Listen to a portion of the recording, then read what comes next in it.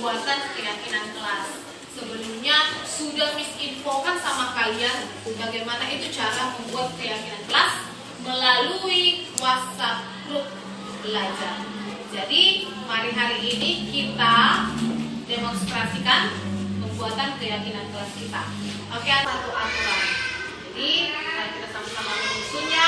Miss harap kalian sudah membuatnya terlebih dulu di rumah. Lalu kita presentasikan hari ini hasil dari tugas kalian masing-masing. Oke, mari kita bentuk kelompok belajar dulu terlebih dahulu. Kelompok belajar yang biasa kita lakukan.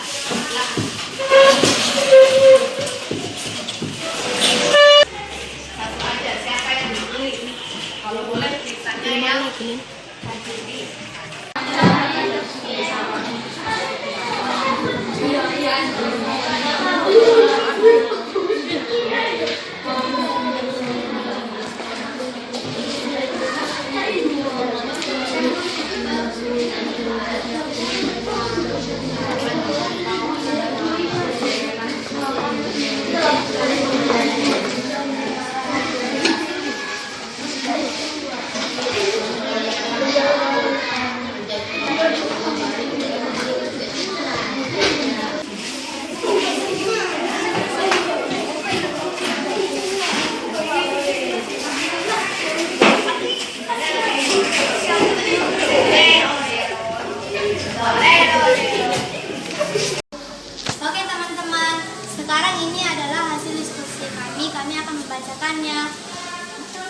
tentang keyakinan kelas 6. Yang pertama, menjaga kebersihan sekolah dan kelas.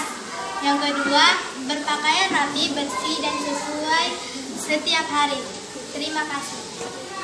Oke teman-teman, saya akan menjelaskan dari diskusi kami tentang keyakinan kelas 6.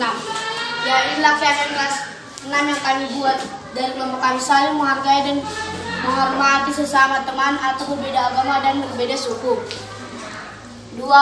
Bekerja sama dalam mengerjakan tugas kelompok. Terima kasih. Oke teman-teman, saya akan menyampaikan diskusi kami tentang membuat keyakinan kelas 6, yaitu 1. Aktif dalam pembelajaran. 2. Saling membantu satu sama lain. 3. Bersikap sopan terhadap diri. Terima kasih. Teman-teman, saya akan mempresentasikan hasil keyakinan kelas kami dan saya akan membacanya. 1. Keyakinan kelas: menciptakan keamanan kelas, belajar menjadi tenang dan nyaman. 2. Sopan terhadap guru, menghargai guru saat berbicara. Hai teman-teman, saya ingin menceritakan keyakinan kelas 6. Yang pertama, mematuhi peraturan kelas. Yang kedua, tidak datang terlambat saat jadwal piket. Yang ketiga, saling peduli terhadap teman yang dibully. Yang keempat, mendengarkan guru saat lagi menjelaskan pelajaran di depan kelas. Baiklah teman-teman, sampai di sini keyakinan kelas yang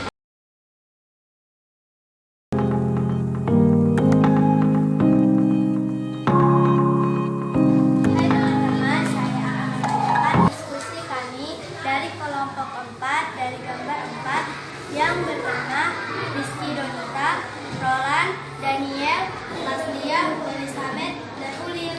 Saya akan menceritakan tentang pos ronda malam.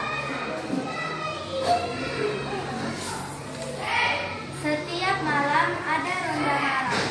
Supaya tidak ada pencuri atau jahat yang memasuki ke area, mereka menggunakan lampu senter untuk menerangkan jalan yang mereka tempuh. Biasanya selalu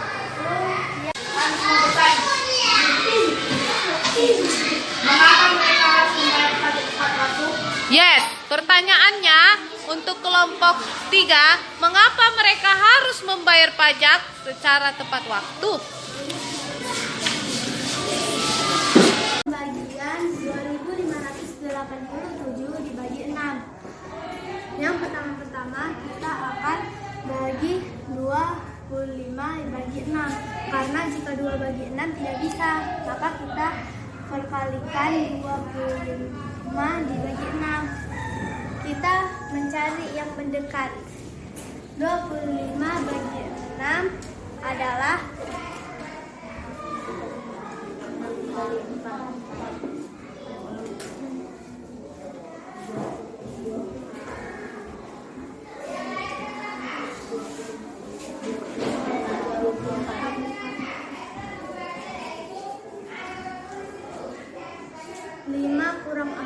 1. Maka kita turunkan 8. Maka 18 dibagi 6 sama dengan 3.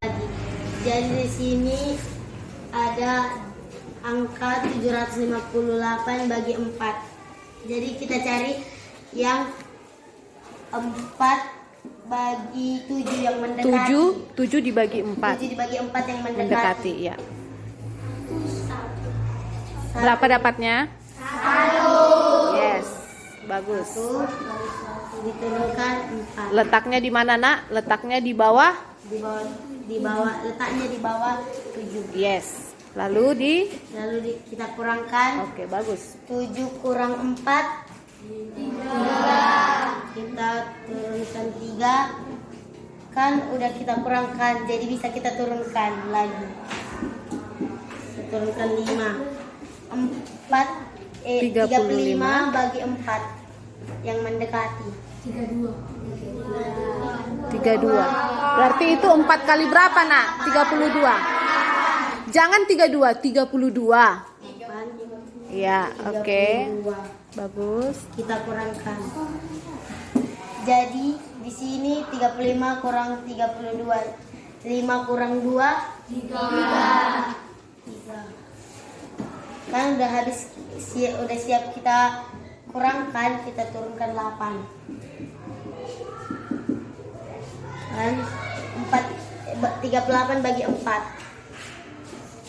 4 dikali berapa? Supaya dapat 38. 4 kali 9 itu berapa yang mendekati tuh ya, Nak? 36. Bagus. Setelah kita kurangkan 36 kurang 38 kurang 36, 8 kurang 6. 2. Kan udah habis, enggak ada lagi yang mau kita turunkan. Jadi kita pakai meminjam. Jadi ini dibuat koma, Kita tambahin 0. Gitu ya. Bukan meminjam ya, Nak.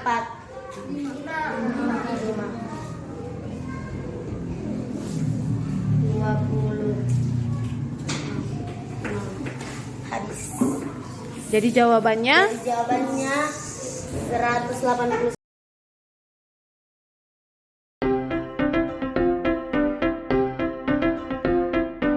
Selamat siang Bapak Ibu guru hebat, salam dan bahagia.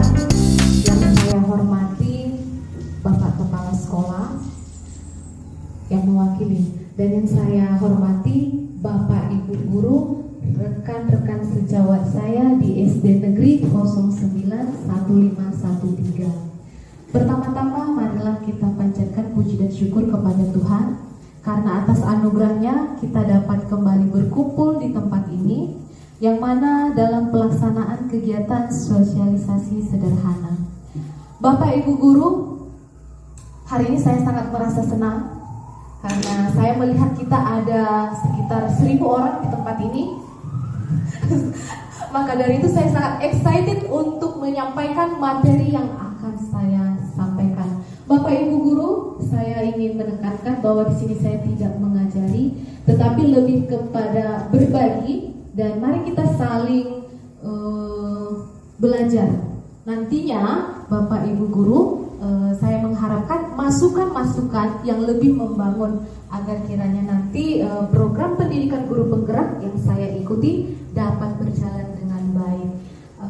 Saya ucapkan terima kasih terlebih dahulu atas kerjasama, atas kolaborasi kita di siang hari ini. Nah, Bapak Ibu guru, untuk lebih menyemangati kita hari ini, saya sudah sediakan satu video cerita inspiratif yang mungkin akan lebih memotivasi kita hari ini. Nanti di akhir video, saya ingin kita di antara kita dapat menyampaikan pembelajaran yang kita dapat dari video yang kita tonton nanti. Nah, ini dia Bapak Ibu, sama-sama kita menonton.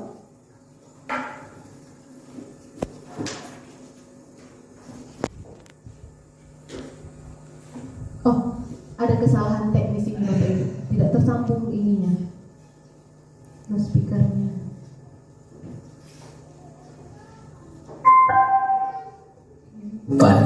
Kali ini kami akan bercerita mengenai hikmah yang... Halo sahabat Bahagia Studio, berjumpa lagi di sesi cerita inspiratif kehidupan. Kali ini kami akan bercerita mengenai hikmah yang bisa kita ambil dari sebuah botol. Sebelum menonton, jangan lupa like dan subscribe channel ini ya. Ini dia kisah lengkapnya. Sebuah botol jika diisi air mineral, maka harganya sekitar 5 ribuan. Jika diisi dengan jus buah, maka harganya sekitar 10 ribuan. Jika diisi dengan madu, harganya menjadi ratusan ribu. Bahkan jika diisi minyak wangi, harganya bisa mencapai jutaan rupiah. Namun bayangkan jika botol itu diisi air comberan, maka botol menjadi tidak berharga dan hanya akan dibuang dalam tong sampah. Sebagus apapun bentuk botol, jika isinya adalah air comberan, maka menjadi tidak berguna, bahkan tidak disukai, dijauhi, dan dibuang. Sama-sama botol, tetapi berbeda nilainya sebab isi yang ada di dalamnya juga berbeda. Botol itu sama seperti manusia, sedangkan isinya adalah karakter. Kita dilahirkan dengan fisik yang berbeda-beda, keluarga yang berbeda, suku yang berbeda, dan agama yang berbeda, sama seperti botol yang didesain dengan bentuk yang berbeda juga. Ada yang tinggi, ada yang pendek, ada yang berkulit putih, ada juga yang berkulit gelap, ada yang kaya dan ada yang miskin, dan lain sebagainya. Walaupun berbeda-beda, yang paling menentukan nilai adalah isi atau karakter dari diri kita. Jika kita memiliki karakter yang mudah bekerja sama, jujur, tulus, pekerja keras, pantang menyerah, maka nilai diri kita juga akan menjadi tinggi dan orang-orang pun akan senang dekat dan bekerja sama dengan kita. Jika kita memiliki karakter yang buruk, toksik, tidak bisa dipercaya, sering berbohong, mudah menyalahkan orang lain, maka orang akan menilai rendah diri kita dan orang-orang akan enggan berurusan dengan kita. Walaupun kita memiliki wajah rupawan, memiliki kekayaan, jika karakter kita buruk, maka nilai kita menjadi rendah, sama seperti botol yang bagus namun berisi air comberan. Jauhkan juga hati kita dari pikiran negatif, ingatan akan masa lalu yang buruk, dan kekhawatiran yang berlebihan akan masa depan. Isi hati kita dengan rasa syukur dan semangat untuk mengisi masa depan dengan hal yang positif. Tantangan di masa yang akan datang pasti selalu akan kita temui. Namun, jika kita selalu mengisi botol kita dengan hati dan perbuatan positif, maka kita akan menjalani masa depan dengan penuh kebahagiaan dan keberkahan. Selagi masih tersisa waktu kita di dunia, mari lakukan kebaikan sebanyak yang kita mampu lakukan. Sampai jumpa.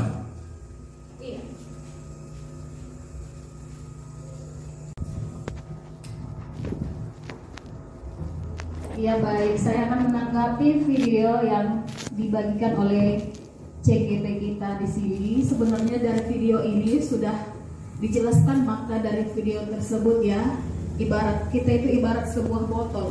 Jika diisi dengan pikiran negatif, maka yang muncul akan negatif. Tapi jika diisi dengan pikiran positif, kita bisa berkembang dengan positif juga. Sama dengan, jadi botol itu ibarat sebuah pikiran. Jika diisi dengan yang positif, maka yang timbul positif juga. Namun jika diisi dengan hal-hal yang buruk seperti ini, seperti pikiran negatif, ingatan akan masa lalu yang buruk, dan kekhawatiran berlebihan, maka hal tersebut pun akan terjadi. Jadi ini pembelajarannya ibarat sebuah botol, ya. Dasarnya di sini adalah botol. Jadi sebenarnya tadi videonya sudah dijelaskan, cuman saya di sini cuma mempertegas kembali ya. Jadi maknanya di sini adalah botol itu ibarat pikiran kita, seperti itu. Jika ada yang kurang boleh ditambahkan. Terima kasih. Terima kasih untuk Ibu Nur Tambuna. Terima kasih buat tanggapannya terhadap video ini, Ibu. Saya juga sangat setuju dengan pendapat Ibu tersebut.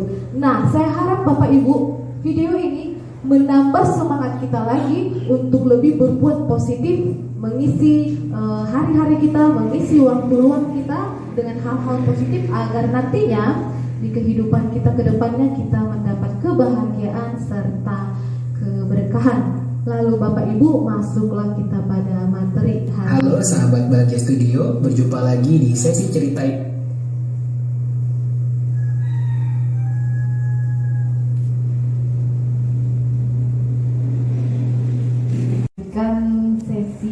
sosialisasi kita hari ini. Tema kita hari ini tentang budaya positif di sekolah. Bapak Ibu, kalau dikatakan positif, pasti yang terbersit dalam otak kita pasti tentang praktik-praktik baik yang kita lakukan di sekolah. Nah, masih bersama dengan saya, Rianti Magdalena Purba, sebagai pemateri hari ini. Saya merupakan calon guru penggerak Angkatan 7 dari SD Negeri 091513 Jawa Tengah yang sangat kita banggakan. Ya, Bapak Ibu guru, di sini saya sudah menyediakan tujuan dari sosialisasi kita hari ini. Yang pertama, Bapak Ibu, nantinya kita akan memahami konsep budaya positif di sekolah. Yang kedua, kita dapat mewujudkan kolaborasi antara pemangku kepentingan sekolah agar terciptanya budaya positif yang dapat mengembangkan karakter murid. Lalu yang ketiga, kita akan dapat menganalisis secara kritis dan reflektif penerapan budaya positif di sekolah dan mengembangkannya sesuai kebutuhan sosial dan murid. Nah, lalu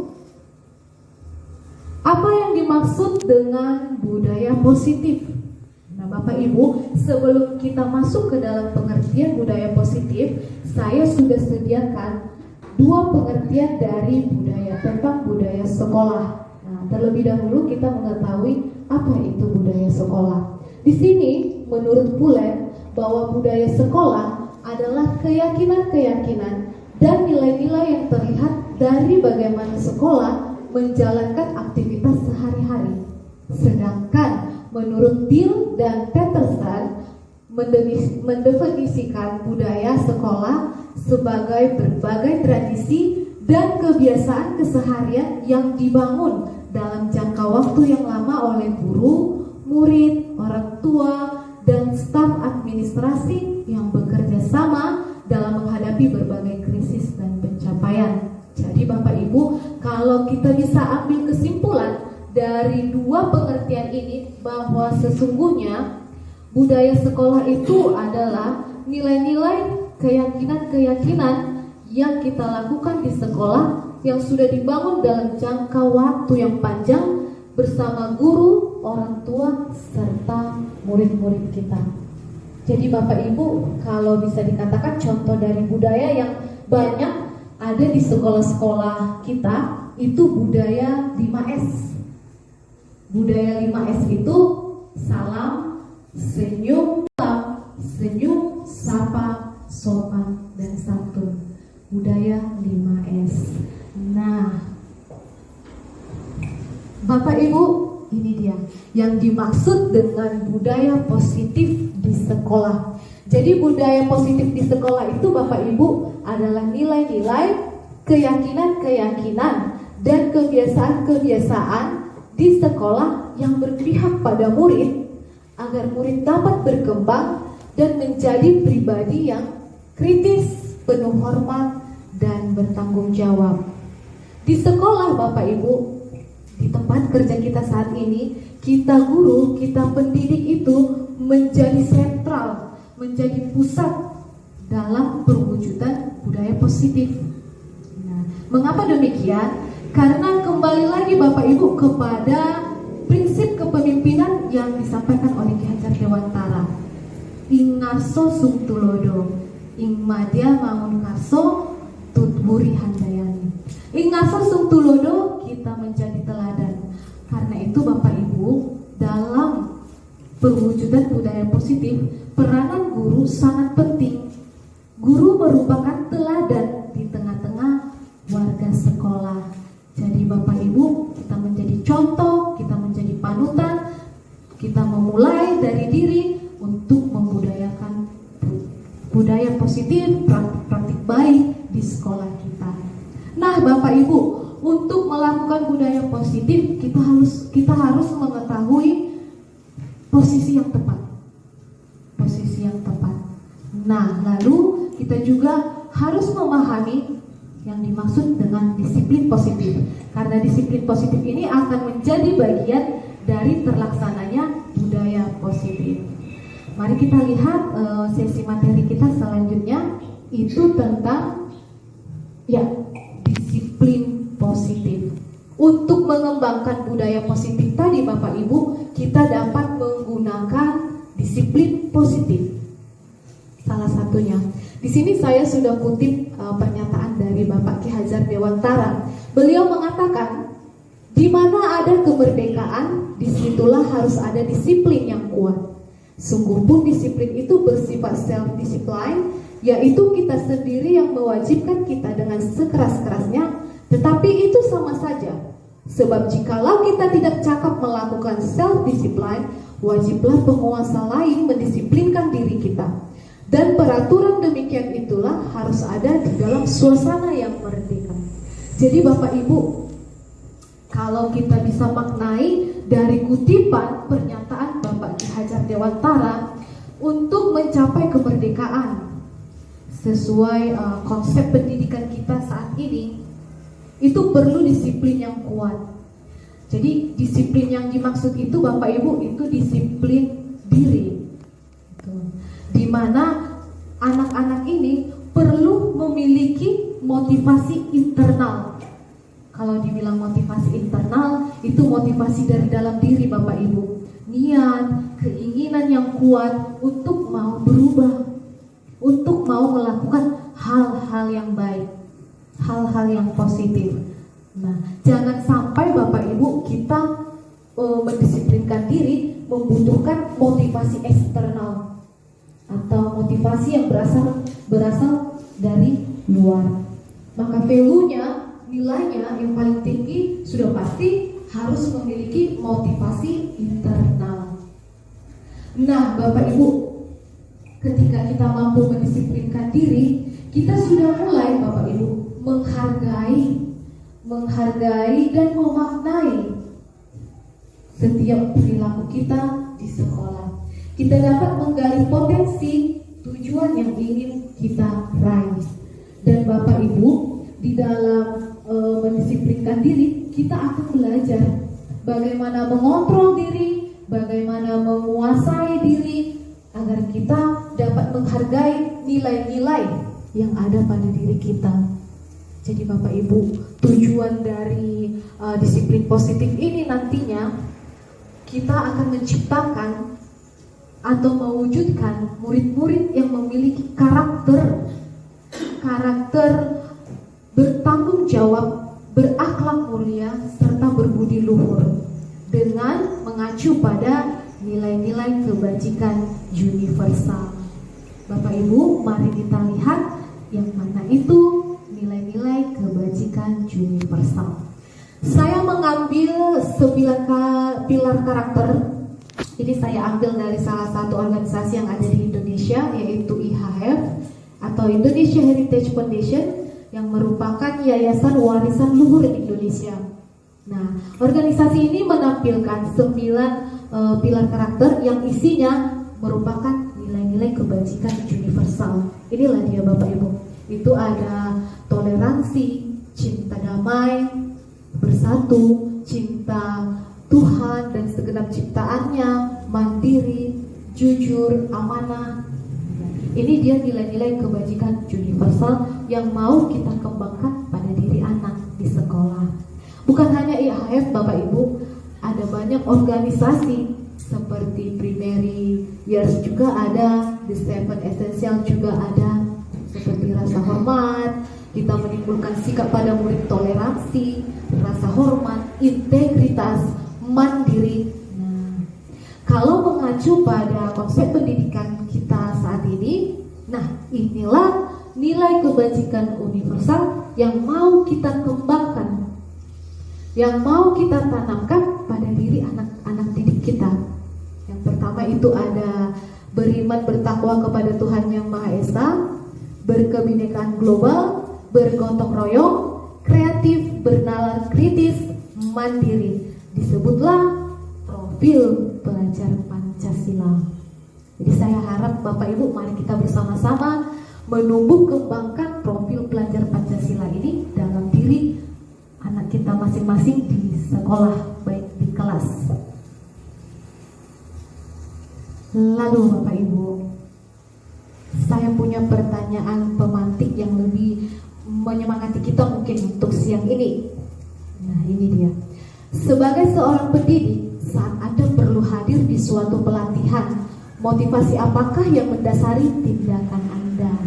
Di sini yang pertama ada, apakah Anda hadir karena tidak ingin ditegur oleh pihak panitia atau pengawas Anda dan mendapatkan surat teguran? Kalau motivasi yang kedua, Anda ingin dilihat dan dipuji oleh lingkungan Anda atau mendapat penghargaan sebagai kepala sekolah berprestasi. Lalu untuk motivasi yang ketiga, Anda ingin menjadi pembelajar sepanjang hayat, menjadi orang yang berusaha dan bertanggung jawab, serta menghargai diri Anda sendiri sebagai teladan bagi murid-murid Anda, guru-guru Anda, serta lingkungan Anda, karena Anda percaya tindakan Anda sebagai pemimpin pembelajaran akan jadi panutan oleh lingkungan Anda. Lalu, manakah motivasi yang paling kuat mendasari tindakan Anda? Saya berharap dari antara kita dapat memberikan tanggapannya Bapak Ibu. Saya persilakan. Ya, terima kasih buat waktu yang diberikan kepada saya. Kalau saya boleh memilih motivasi yang ketiga, ya, karena kita sebagai pendidik harus menjadi pengajar sepanjang hayat, bukan karena takut karena peraturan, takut ditegur oleh kepala sekolah atau atasan kita, tetapi kita harus sadar bahwa kita sebagai pendidik harus bisa menjadi teladan, menjadi contoh bagi anak didik kita. Ya, saya pikir ini masukan dari saya. Terima kasih. Iya, sungguh tanggapan yang luar biasa. Terima kasih untuk Bapak Hasibuan atas tanggapannya. Saya juga setuju Bapak. Kita semua, saya yakin Bapak Ibu Guru pasti setuju memilih poin yang ketiga. Gitu. Ketika ada pelatihan, ada baiknya Bapak Ibu kita memiliki motivasi yang ketiga. Nih kalau kita lihat di sini, untuk yang pertama Bapak Ibu, kita mengikuti pelatihan itu hanya untuk tidak kena hukuman ataupun tidak kena teguran ataupun menghindari yang namanya ketidaknyamanan gitu. Jadi motivasi internal, motivasi niat dalam diri kita itu belum muncul kalau kita memilih motivasi pertama.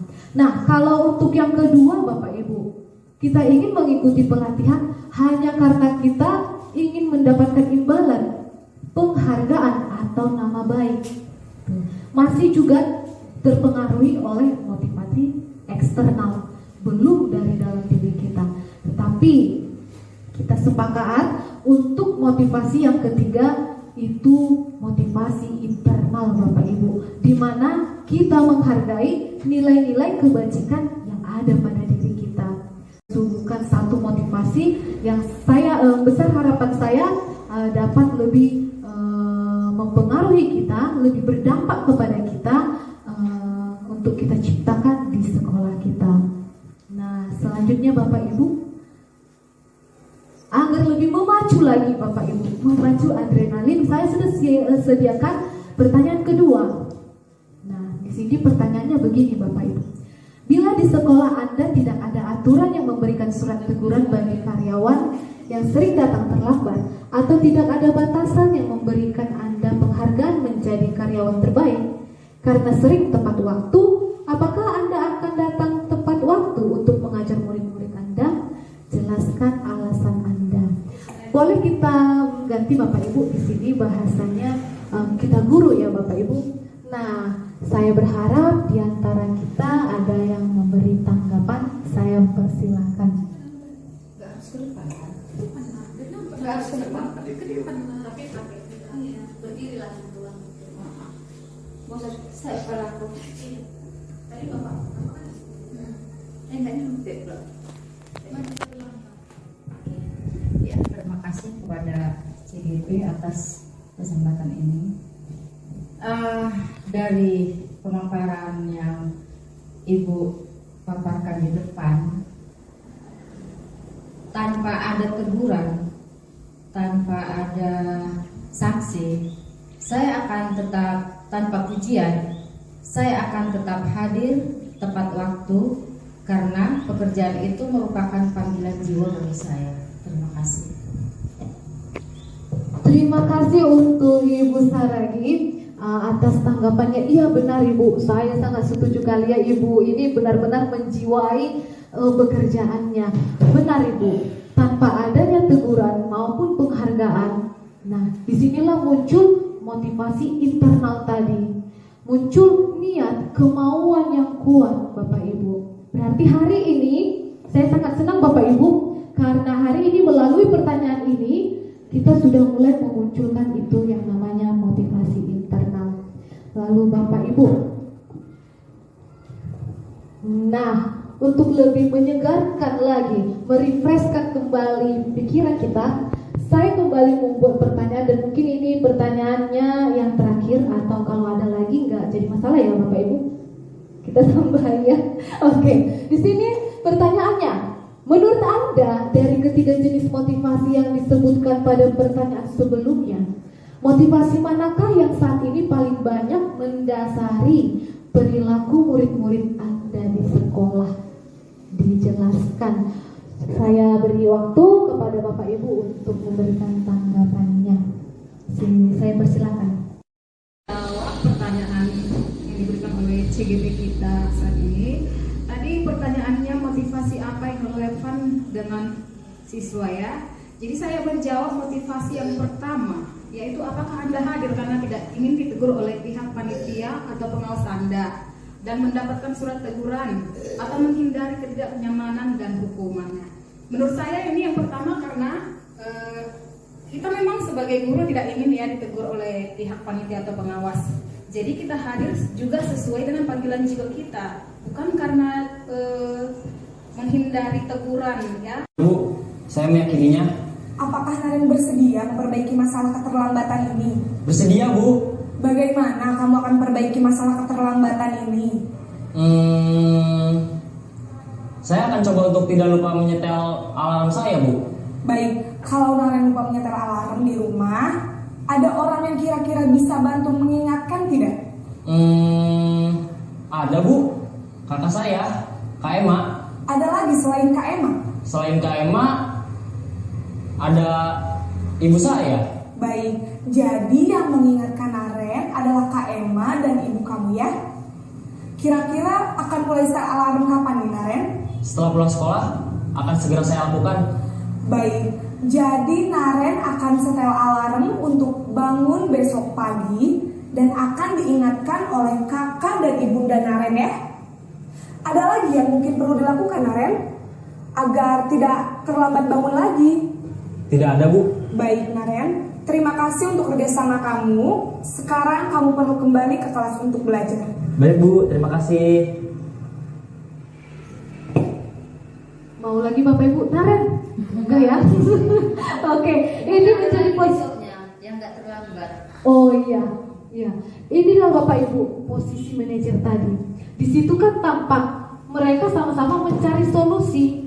Bagaimana si Naren tadi supaya tidak terlambat lagi. Gitu. Jadi di posisi ini si guru tadi tidak membuat si anak merasakan identitas yang gagal, begitu Bapak Ibu. Nah itu makanya posisi manajer dengan tahapan segitiga restitusi itu paling ideal kita laksanakan di sekolah ketika kita mendapati murid kita sedang melakukan kesalahan Bapak Ibu. Jadi kita bertanya keyakinan kelas seperti yang dilakukan gurunya tadi Bapak Ibu. Menanyakan keyakinan kelas, mencari solusinya, meminta si anak bersedia untuk memperbaiki kesalahannya. Jadi Bapak Ibu, mari kita bersama-sama untuk lebih menciptakan yang namanya posisi manajer tadi. Lalu Bapak Ibu, oke, mungkin ini akan terakhir, tetapi sebelum saya bacakan ini, saya sedikit beri kesimpulan. Bapak Ibu, saya sangat berterima kasih juga dulu untuk pertama sekali atas kolaborasi kita hari ini. Kita sudah melihat yang bagaimana itu budaya positif di sekolah melalui penciptaan disiplin positif dengan membuat keyakinan kelas, dengan memposisikan diri kita pada posisi manajer dengan tahapan strategi 3 restitusi. Saya berharap Bapak Ibu kita dapat menjalankannya dan lebih mengembangkannya lagi. Jadi Bapak Ibu, itu kita lakukan agar terciptanya siswa-siswa kita Bapak Ibu yang memiliki karakter budi pekerti luhur, berakhlak mulia, serta bertanggung jawab Bapak Ibu. Nah, ini salah satu tugas yang mungkin sangat berat untuk kita lakukan. Namun saya yakin guru-guru di SD 13 Jawa Tengah dapat mewujudkannya. Bisa kita Bapak Ibu mewujudkan disiplin positif? Bisa ya? Terima kasih Bapak Ibu atas semangatnya. Untuk menutup kegiatan sosial kita hari ini Bapak Ibu, saya kembali mengutip kata-kata indah, kata-kata bijaksana dari Bapak Ki Hajar Dewantara. Saya mengutip yang seperti ini Bapak Ibu. Jangan setengah hati menjadi guru, karena anak didik kita telah membuka sepenuh hatinya. Jadi Bapak Ibu, mari kita sepenuh hati membuka hati kita dalam mendidik, dalam menuntun sesuai konsep pendidikan kita saat ini yang mau kita gerakkan, yaitu Merdeka Belajar, karena anak-anak itu sudah membuka hatinya. Bapak Ibu, terima kasih untuk waktu yang telah diberikan pada kegiatan ini. Saya berharap nantinya banyak orang yang terinspirasi, banyak orang yang merasakan manfaat dari kegiatan kita hari ini. Sebab kegiatan hari ini Bapak Ibu akan saya tampilkan di YouTube, dan ini kegiatannya sudah direkod Bapak Ibu dari awal hingga akhir. Nah, saya Rianti Magdalena Purban, calon guru penggerak angkatan 7. Saya ucapkan terima kasih, salam dan bahagia.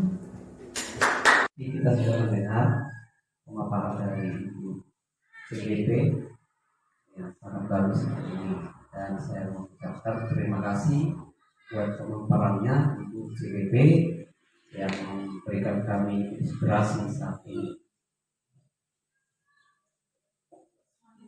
Nah, semakin semangat, maju terus.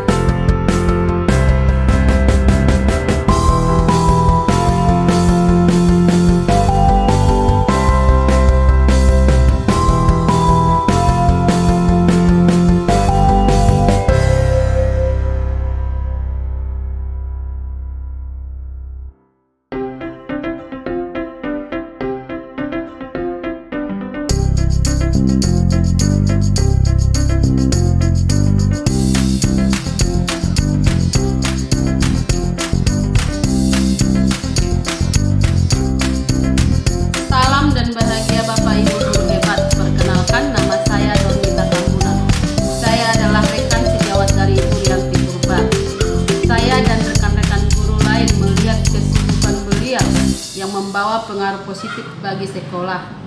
Keaktifan beliau membuat kami rekan-rekannya turut dalam pengembangan budaya positif.